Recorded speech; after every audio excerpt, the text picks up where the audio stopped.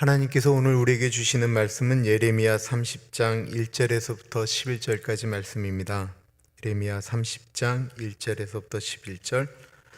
하나님의 말씀을 받들어 봉독할 때에 살아계신 하나님의 음성을 들으시기 바랍니다. 여호와께로부터 말씀이 예레미야에게 임하여 이러시니라. 이스라엘의 하나님 여호와께서 이와 같이 말씀하여 이르시기를 내가 내게 일러준 모든 말을 책에 기록하라. 여호와의 말씀이니라. 보라, 내가 내 백성 이스라엘과 유다의 포로를 돌아가게 할 날이 오리니 내가 그들을 그 조상들에게 준 땅으로 돌아오게 할 것이니 그들이 그 땅을 차지하리라. 여호와께서 말씀하시니라. 여호와께서 이스라엘과 유다에 대하여 하신 말씀이 이러하니라. 여호와께서 이와 같이 말씀하시되 우리가 무서워 떠는 자의 소리를 들으니 두려움이요 평안함이 아니로다. 너희는 자식을 해산하는 남자가 있는가 물어보라. 어찌하여 모든 남자가 해산하는 여자같이 손을 자기 허리에 대고 모든 얼굴이 겁에 질려 새파래졌는가. 슬프다. 그날이요 그와 같이 엄청난 날이 없으리라. 그날은 야곱의 환난의 때가 되미로다. 그러나 그가 환난에서 구하여 냄을 얻으리로다. 만군의 여호와의 말씀이라. 그날에 내가 내 목에서 그 멍에를 꺾어버리며 내 포박을 끊으리니 다시는 이방인을 섬기지 않으리라. 그들은 그들의 하나님 여호와를 섬기며 내가 그들을 위하여 세울 그들의 왕 다윗을 섬기리라. 여호와의 말씀이니라. 그러므로 나의 종 야곱아 너는 두려워 말라. 이스라엘아 놀라지 말라. 내가 너를 먼 곳으로부터 구원하고 내 자손을 잡혀가 있는 땅에서 구원하리니 야곱이 돌아와서 태평과 안락을 누릴 것이며 두려워할 자가 없으리라. 이는 여호와의 말씀이라. 내가 너와 함께 있어 너를 구원할 것이라. 너를 흩었던 그 모든 이방을 내가 멸망시키리라. 그럴지라도 너만은 멸망시키지 아니하리라. 그러나 내가 법에 따라 너를 징계할 것이요 결코 무죄한 자로만 여기지는 아니하리라. 아멘.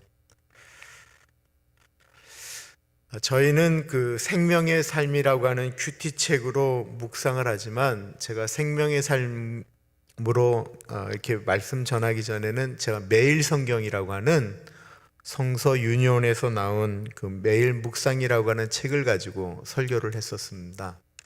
2008년도에 매일 묵상으로 이렇게 큐티하는 것이 좀 어려워들 하셔서 생명의 삶으로 바꿨는데요.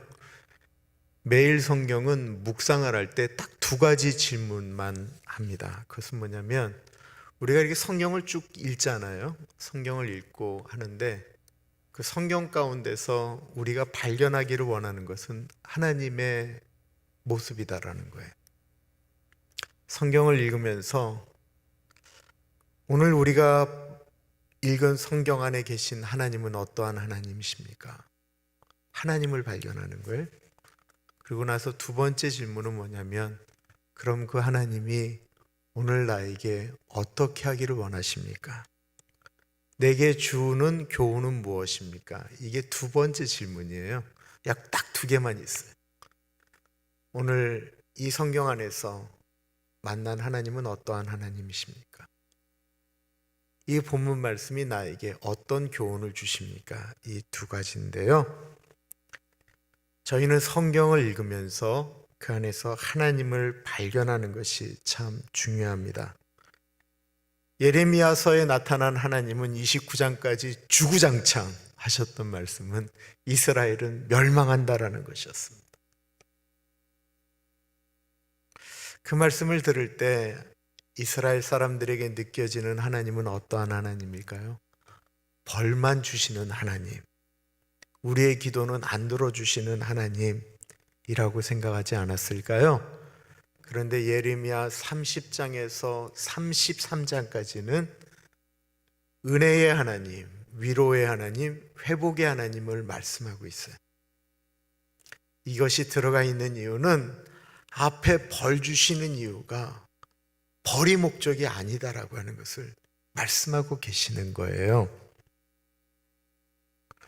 그리고 오늘 본문에서 가장 많이 나오는 말씀이 있다고 한다면 그렇게 말씀하신 분이 하나님이시다라는 거예요. 하나님이 말씀하셨다라는 얘기가 수도 없이 나오고 있어요. 오늘 본문에 1절과 2절 보겠습니다.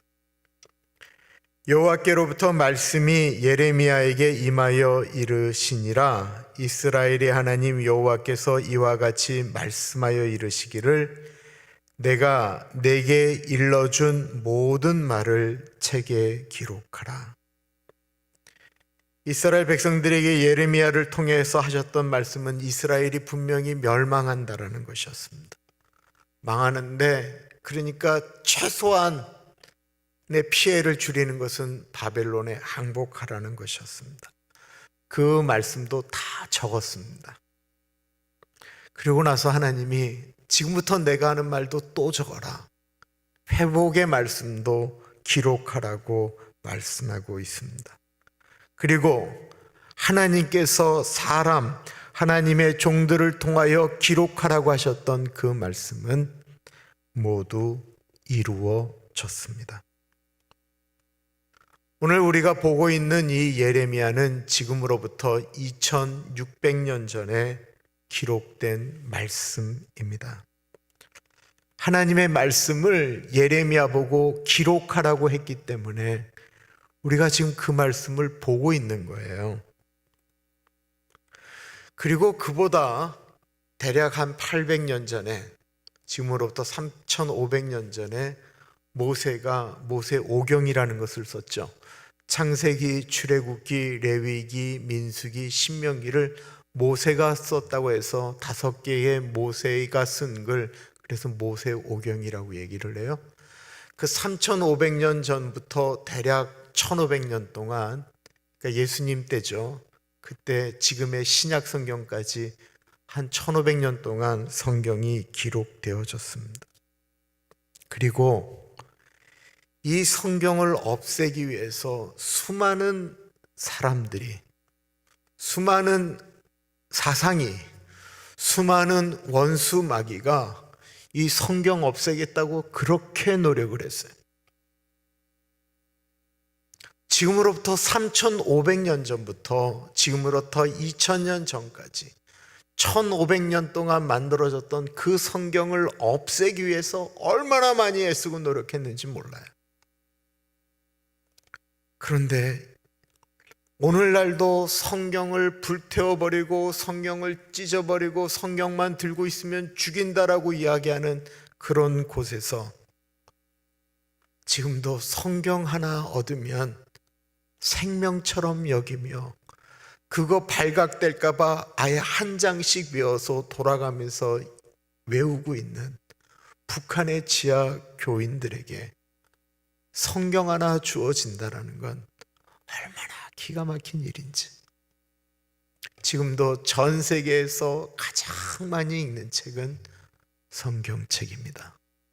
성경은 전설이다, 성경은 거짓말이다, 성경은 신화다, 수많은 사람들이 이야기를 다 했는데 성경이 지금도 읽혀지는 이유는 하나님의 말씀이다라고 기록되어져 있기 때문만이 아니라, 그것이 왜 하나님의 말씀인가 하면 놀랍게도 이 2000년 전, 3500년 전에 만들어진 그 성경을 오늘날 우리가 읽는데 그 성경을 읽으면서 사람들이 달라지기 때문에 그런 것입니다. 그리고 성경에 있는 기록된 말씀이 계속해서 이루어지고 있기 때문에 그렇습니다.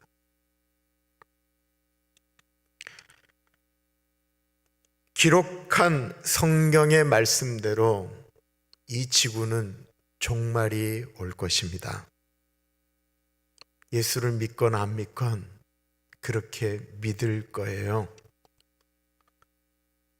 어저께 신문 보셨나요? 콜로라도 덴버에서 있었던 일? 그 전날까지 열흘간의 폭염 때문에 힘들어하고 어려워했는데 그 다음 날 갑자기 눈이 내린 것입니다. 그 전날까지는 너무 더워서 힘들다라고 얘기했던 그 다음 날 갑자기 눈이 내렸어요. 이 미국에 있는 콜로라도 덴버에서. 저는 어저께 해가 안 나니까 오늘 참 날씨 시원하다, 참 신기하다. 그러다 어저께 여러분들 빗방울 떨어진 거 경험하셨나요? 빗방울이 떨어졌어요. 알고 봤더니 저 샌버나디노에 너무나도 큰 산불이 제가 지금 이 하늘을 덮은 거예요. 구름이 아니고 재가 날라와서 지금 하늘을 덮고 있는 거예요. 우리 교우님이 저한테 뭘 보내주셨는데 저 샌프란시스코 지역, 베이 지역에서 불나서 나온 곳이 여기하고 거의 비슷한데 여기보다 훨씬 더 심각해. 옛날에는 그런 일이 있었어 라고 놀랄 일인데 여러분들 하나도 안 놀라시잖아요. 어저께까지 너무 더워서 다 그냥 더워서 죽겠다고 그랬는데 그 다음날 눈이 내렸다고 하는데 안 놀라시잖아요. 왜 안 놀래요? 너무 흔하게 일어나기 때문에 그런 거예요. 너무 흔하게 일어나기 때문에. 옛날 같았으면 세상에 그런 일이 있었냐고 라고 이야기할 일이 너무나도 흔하게 일어나기 때문에 그렇다라는 것입니다. 성경에 있는 말씀처럼 예수님은 오시고요, 예수님은 우리를 심판하실 것입니다. 성경에 기록되어져 있는 말씀입니다. 이것이 선지자들이 하나님께서 말씀하시는 대로 기록하였기 때문에 그런 것입니다. 예레미야가 29장까지 성경을 쓸 때 이스라엘에는 소망이 없는 것 같았습니다. 예레미야가 29장에 얘기하잖아요. 그냥 너희들 거기서 결혼하고 밭 깔고 거기 있는 소출 먹으면서 지내라. 왜냐하면 70년 후에는 하나님께서 너희들을 회복시킬 것이기 때문에라고 그래요. 그리고 예레미야는 그 전에 죽었거든요. 그러지 않았겠어요? 예레미야 그 전에 죽었어요. 그리고 나서 예레미야가 기록한 70년 후에 바벨론에서 이스라엘 민족이 돌아온다라는 것은 예레미야 죽은 다음에 이루어졌어요. 그럼에도 불구하고 그것이 사실인 것을 예레미야는 하나님의 말씀으로 선포했고 그 일은 이루어졌다라는 것입니다. 민수기 23장 19절에 보면 하나님의 말씀에 대한 권위를 이렇게 말씀하고 있습니다. 하나님은 인생이 아니시니 사람이 아니시니 시건치 아니시고 거짓말하지 않으시고 사람이 아니시니 후회가 없으시도다. 어찌 그 말씀하신 바를 행치 않으시며 하신 말씀을 실행치 않으시랴. 그래서 우리가 죽을 때는 소망하며 죽는 것입니다. 하나님이 약속의 말씀으로 천국을 말씀하셨으니까. 제가 내일 사도행전이 다비다거든요. 도르가. 그 여인이 죽었어요. 요바에 사는 여인이 죽었는데 베드로가 그 도르가를 살려요. 근데 내가 그 말씀을 묵상하는데 이런 생각이 들더라고요. 도르가가 죽었다가 살아나서 하나님께 감사했을까요? 내가 도르가라면 신경질 났을 것 같아요. 아니 내가 다 잘 죽어서 하나님 나라에 올라가는데 왜 나 살리냐고. 하나님 잘 섬기던 사람이 하나님 나라 가면 감사하고 행복하고 좋은데 뭐 살아난 게 도르가가 그렇게 행복하겠어요? 여러분 같으면 행복하겠어요? 내가 그걸 묵상하는데 그런 생각이 드는 거예요. 아니 하나님 나라 갔는데 왜 살려나요? 하나님 나라가 뭐 별로라서 살려놨나요? 아니었어요. 그 말씀을 보는데 처음으로 그런 게 느껴지는 거예요.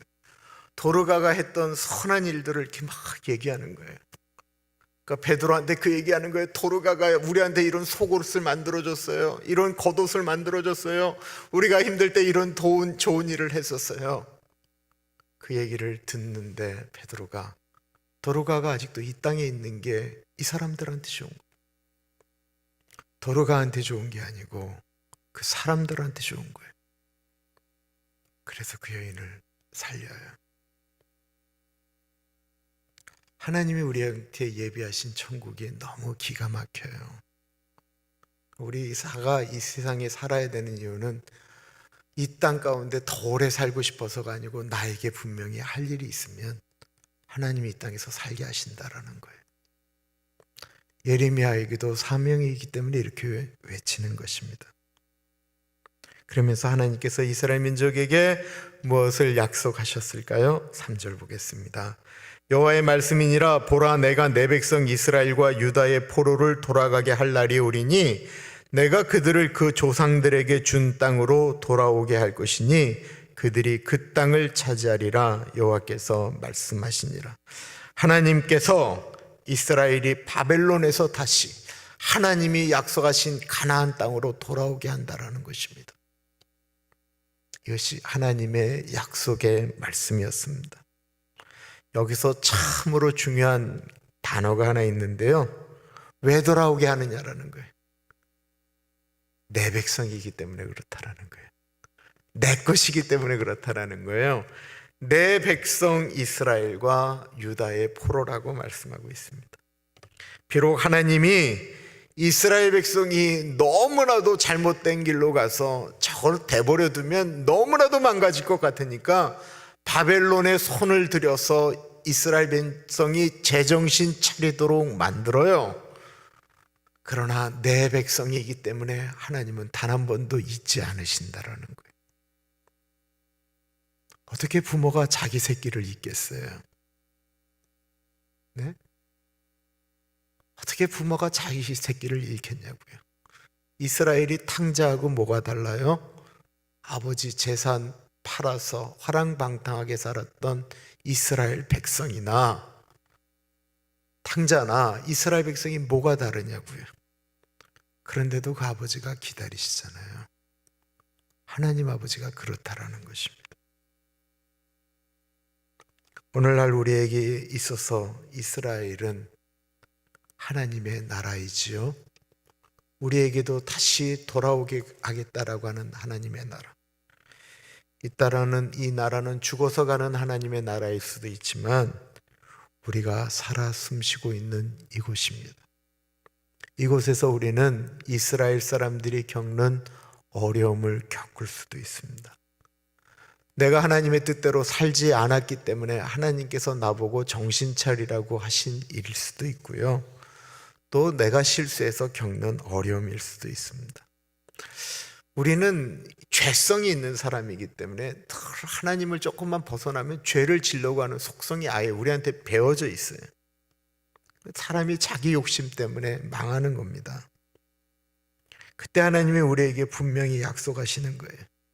사랑하기 때문에 아픔도 주고 정신 차리라고 어려움도 주지만 하나님 앞으로 나아가서 기도하면 회복시켜 주시겠다라는 거예요. 내 백성이기 때문에 그렇습니다. 내 아들이기 때문에 그렇습니다. 내 딸이기 때문에 그렇습니다. 이스라엘은 지금 이 예언의 말씀을 들을 때 상황은 점점 안 좋아지고 있었습니다. 바벨론의 힘이 약해지기는커녕 더 어마어마한 제국이 돼서 애굽도 무너뜨리고 다른 나라도 다 삼키면서 이스라엘 앞으로 나아가고 있습니다. 사람들은 경험해 보지 못했던 두려움 가운데 있습니다. 4절부터입니다. 여호와께서 이스라엘과 유다에 대하여 하신 말씀이 이러하니라. 여호와께서 이와 같이 말씀하시되 우리가 무서워 떠는 자의 소리를 들으니 두려움이요 평안함이 아니로다. 너희는 자식을 해산하는 남자가 있는가 물어보라. 어찌하여 모든 남자가 해산하는 여자같이 손을 자기 허리에 대고 모든 얼굴이 겁에 질려 새팔에 졌는가. 슬프다 그날이요 그와 같이 엄청난 날이 없으리라. 그날은 야곱의 환난의 때가 되미로다. 그러나 그가 환난에서 구하여 냄을 얻으리로다. 이스라엘 민족들도 다 지금 느끼고 있는 것입니다. 그 어려움이, 그 느낌이 전체적인 나라로 다가오고 있는 거예요. 남자가 아이를 낳을 수가 있나요? 이 낳을 수 없는 것처럼 한 번도 경험하지 않은, 경험할 수 없는 일이 일어나고 있다라고 이야기하고 있는 것입니다. 우리는 살면서 어떤 두려움이 우리 자신을 엄습해 올 때가 있습니다. 생각하지 못했던 일입니다. 그런 일이 우리 인생 가운데 일어나리라고는 단 한 번도 생각하지 않은 일들입니다. 그런 일들이 일어날 때 신앙이 있어도 두렵습니다.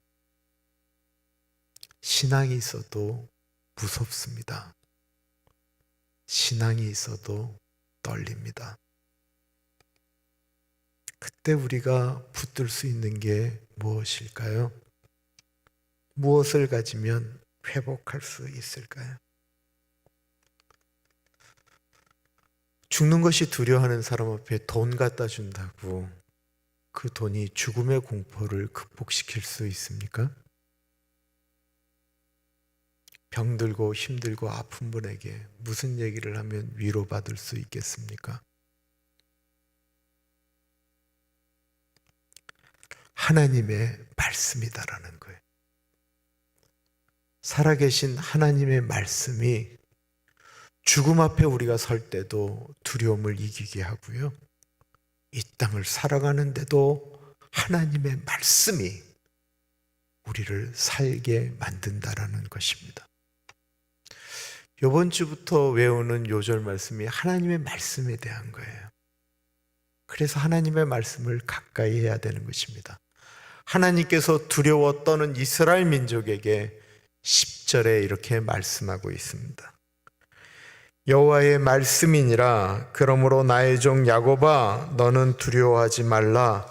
이스라엘아 놀라지 말라. 내가 너를 먼 곳으로부터 구원하고 내 자손을 잡혀가 있는 땅에서 구원하리니 야곱이 돌아와서 태평과 안락을 누릴 것이며 두렵게 할 자가 없으리라.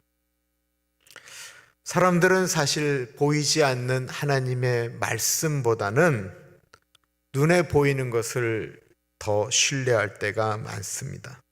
그것도 이해가 됩니다.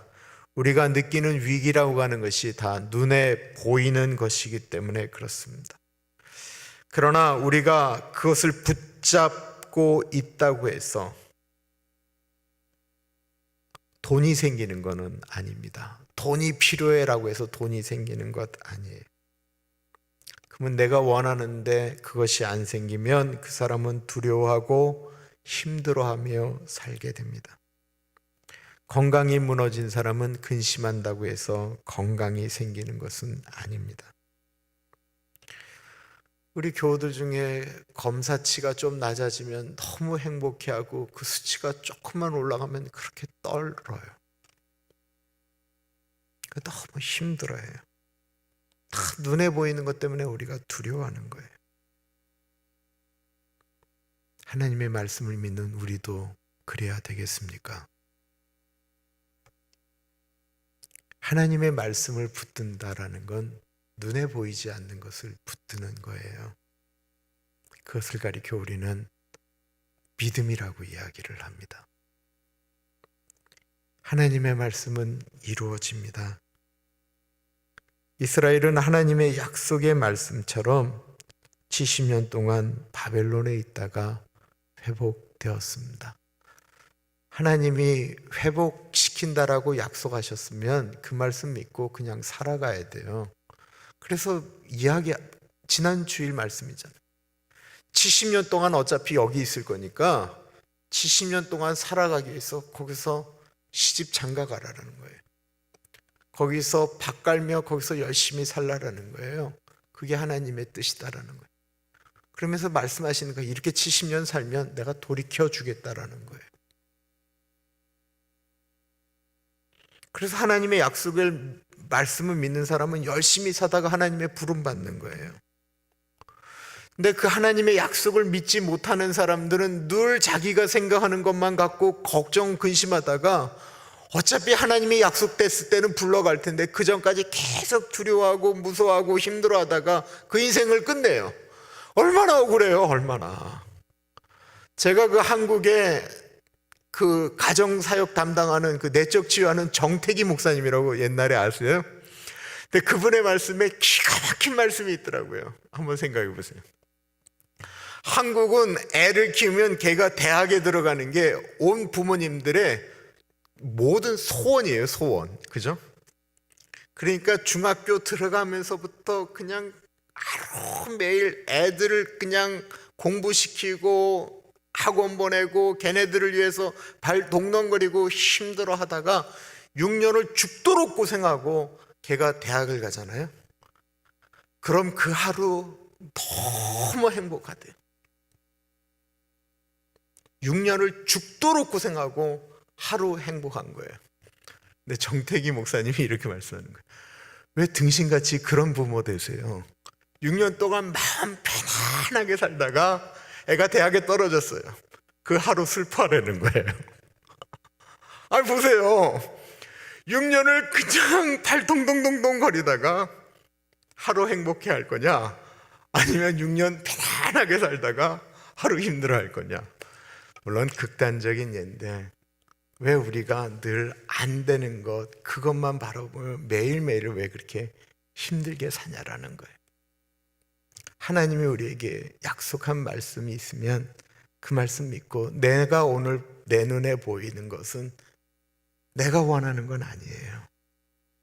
그건 하나도 바뀐 게 없어요. 그러나 하나님의 말씀을 신뢰하면서 그 상황 뒤에 있는 하나님의 약속의 말씀을 붙들자라는 거예요. 우리가 그렇게 살기를 원하는 것이 하나님의 말씀이에요. 지금부터 이제 이런 말씀을 33장까지는 계속 들으셔야 돼요. 와우, 너무 좋은 얘기죠. 그런데 하나님은 힘들어도 거기서 어떻게든지 이겨내기를 원하는 것이 하나님의 마음인데, 가짜 예언하는 분들은 곧 회복됩니다. 곧 괜찮아집니다. 이런 얘기를 하면 어떻게 되냐면, 오늘 우리에게 주어진 하나님의 약속의 말씀 가운데 우리가 열심히 해야 될 것들이 다 무시가 되버려요.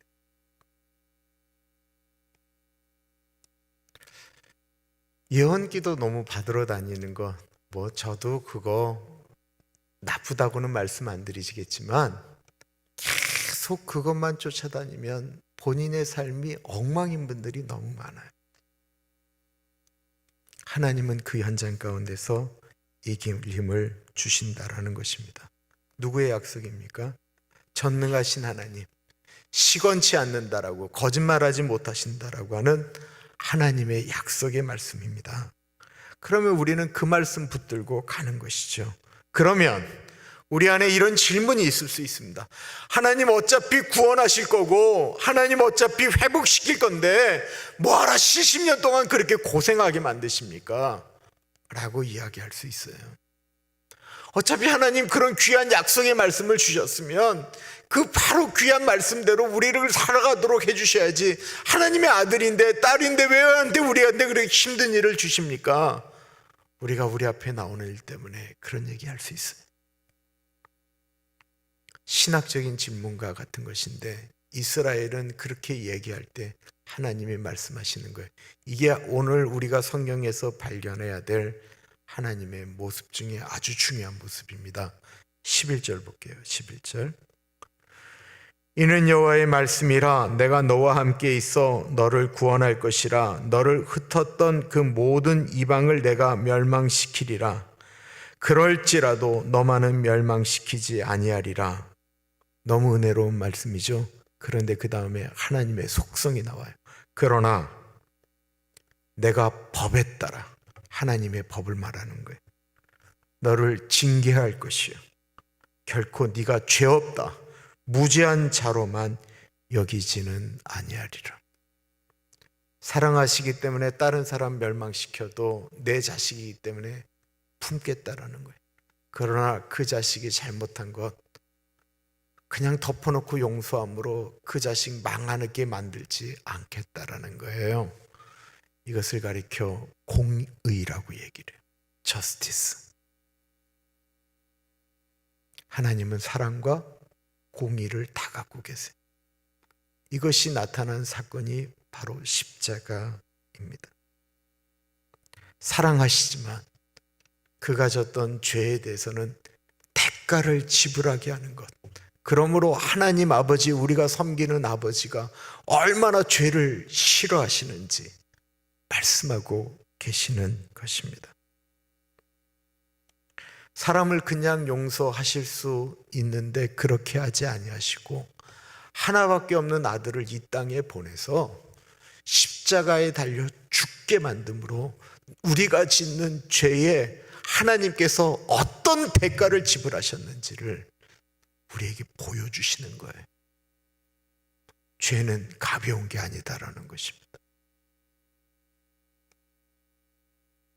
우리 죄에 대해서 심판하십니다. 심판하기로 결정하셨지만 죄에 대해서는 심판하시되 사랑하시겠다라는 것입니다. 십자가는 그래서 하나님의 죄에 대한 심판과 하나님의 사랑하심이 다 들어가 있는 게 십자가이기 때문에 우리는 십자가를 보면서 하나님의 사랑만 느껴서는 안 되는 거예요. 십자가에서 하나님이 우리의 죄 때문에 얼마나 고통하고 있는가를 같이 봐야 된다라는 거예요. 하나님의 사람 다윗이 사랑해서는 안 될 여인을 사랑했어요. 그 여자는 유부녀였어요. 잘못된 만남으로 아이가 생겼어요. 다윗이 그러자 그 남편을 죽여버리게 돼요. 다윗은 그러면 안 되는 사람이었어요. 그는 목동이었는데 하나님께서 그 사람을 사랑했어요. 우리도 마찬가지죠. 우리가 무슨 뭐가 주제가 돼서 예수님 만나게 됐습니까? 사랑하셔서 우리를 불러주셨잖아요. 다윗을 그 죄를 나단 선지자가 지적을 해요. 그때 다윗이 회개했어요. 내가 큰 잘못 저질렀구나 라고 하면서 회개 기도했어요. 용서해달라고 했어요. 그런데 하나님께서 용서해 주셨는데 그 죄의 대가는 지불하게 하셨어요. 그것은 아무 잘못도 없는 아기를 데려가신 거예요. 그러나 하나님은 다윗을 용서하셨어요. 그러나 그 죄가 너무 컸기 때문에 그 죄 이후로 다윗의 집안에 한 번도 편할 날이 없었어요. 내가 잘못한 것 때문에 내 주변이 계속해서 얼마나 고통받는지를 한번 생각해 보세요. 내가 하나 잘못된 만남을 갖기 때문에 그 가정이 한번 그냥 막 고통하는 거 한번 생각해 보세요. 얼마나 힘든지, 얼마나 그것이 오랫동안 아파하게 되는지. 내가 하나 잘못된 선택을 하게 되면서 우리 가정의 경제적인 문제가 막 어려워지는 걸 한번 생각해 보세요.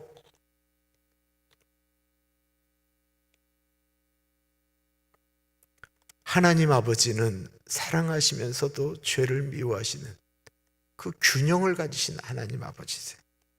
얼마 전 영국의 아버지 이야기가 신문에 나온 적이 있습니다. 지난 7월 3일자 연합신문에 나온 이야기입니다. 제목이 아버지가 아들을 직접 고소. 지난달 영국에서 18세 청년이 강간 혐의로 유죄를 선고받았다. 가해자 잭 에반슨을 법정에 세운 사람은 바로 그의 아버지. 어떻게 된 일일까? 지난 1월 당시 17세의 에반슨은 피해자가 거부했음에도 성폭행을 저질렀다. 대학교에서 우수한 성적을 내고 있던 에반스, 피해자는 에반스를 고소하지 않고 침묵했다. 영원히 묻힐 뻔한 모범생의 성폭력 사건. 그러나 에반스가 피해자에게 보낸 문자가 모든 걸 바꾸었다. 내가 왜 화났는지 이해해. 미안하다. 우연히 아들의 문자 메시지를 본 부모는 직감적으로 아들이 범죄를 저지른 것을 알아챘다. 아들아, 인생을 거짓으로 가린 채 계속 살 수는 없다. 자백은 괴롭지만 그만큼 옳은 일이다. 성폭행 사실을 안 부모는 진실을 밝히자며 아들을 직접 경찰서로 데려갔다. 그리고 아들 에반스는 범죄 사실을 자백했다. 에반스는 강간 혐의로 유죄를 받아 소년원에 2년간 수감되고 10년간 성범죄자로 등록된다. 아버지 에반스는 힘든 결정이었지만 만일 같은 상황이 생긴다면 나는 똑같은 일을 하겠다라고 말했다. 이 에반스의 아버지가 아들을 사랑하지 않았을까요? 이 똑같은 날 이 미국에서 성범죄나 여러 가지를 저질렀던 한국으로 도망간 아들이 미국으로 소환되어져야 될 때 그 아버지가 미국에서 아들이 이것에 대해서 재판을 받으면 한국보다 무려 한 10배가 넘도록 심한 벌을 받으니까 그 아들이 미국으로 가지 못하도록 법적 소송을 건 내용이 동일한 내용으로 실렸어요. 둘 다 자식을 사랑하는 부모님들이죠.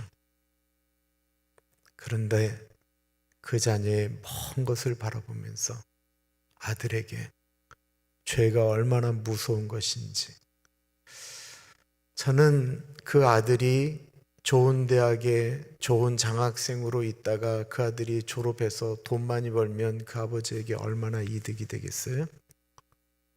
그런데 그 아들이 교도소에 2년 갔다 나와서 또 10년 동안을 그런 성범죄로 자식이 살아야 되는데 무엇을 의미하는 걸까요? 그 아버지도 그 아들을 그렇게 하면서 그 아버지도 삶의 미래의 대가를 지불한 것입니다. 아들을 위해서 아버지도 같이 고통하게 되는 거예요. 사랑하기 때문에 이 땅 가운데서 돈 많이 버는 아들이 아닌 죄가 얼마나 무서운지를 깨달으며 살기를 원하는 그런 사람으로 살기를 원했다라는 것입니다. 오늘날 그리스도인들이 너무 죄를 쉽게 생각합니다. 하나님은 분명히 우리를 용서하십니다. 그러나 우리가 지은 죄는 대가를 지불하게 합니다. 회개하면 용서하신다라고 분명히 말씀하셨습니다. 분명히 용서하셨지만 그 죄에 대한 대가는 이 땅 가운데 사는 동안 지불되게 됩니다. 그것이 하나님의 사랑입니다. 하나님을 의지하며 이 땅 가운데서 하나님의 사람으로 살라고 몸부림치면 하나님이 죄를 이길 힘을 주십니다. 그리고 또한 어려운 가운데 계시는 분들은 잊지 마십시오. 하나님이 그 죄의 어려움도 이길 수 있는 은혜와 회복의 날수를 꼭 약속하십니다. 기도하겠습니다. 참으로 존귀하신